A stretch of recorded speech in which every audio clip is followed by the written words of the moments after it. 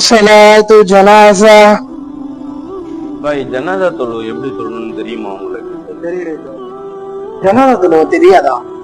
தெரியல பாய். உங்களுக்கு எல்லாம் தெரியும்ல. முதல் தக்பீருக்கு பிறகு என்ன ஓதணும்? سبحانك اللهم وبحمدك وتبارك اسمك وتعالى جدك وجل ثناؤك ولا إله غيرك. ரெண்டாவது தக்பீருக்கு அப்புறம் என்ன ஓதணும் பாய்? இரண்டாவது தக்பீர்ல தரூத் இப்ராஹிம் ஓதணும் பாய். ஓதி காட்டுங்க.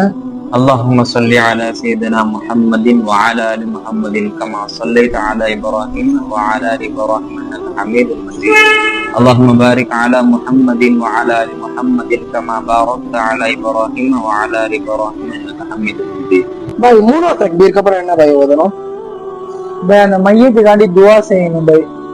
اللهم اغفر لي لحينا وميتنا وشاهدنا وغائبنا وصغيرنا وكبيرنا وذكرنا وانثانا. اللهم من احييته منا واخيه على الاسلام ومن توفيته منا وتوفه على الايمان.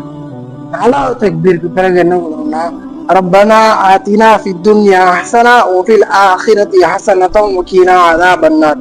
எல்லாரும் இப்ப தெரிஞ்சுக்கிட்டீங்களா பாய்? இதுக்கப்புறம் சரியான முறையில ஜனாசா தொழுவத்தில் உள்ளாமா? இன்ஷா அல்லாஹ்.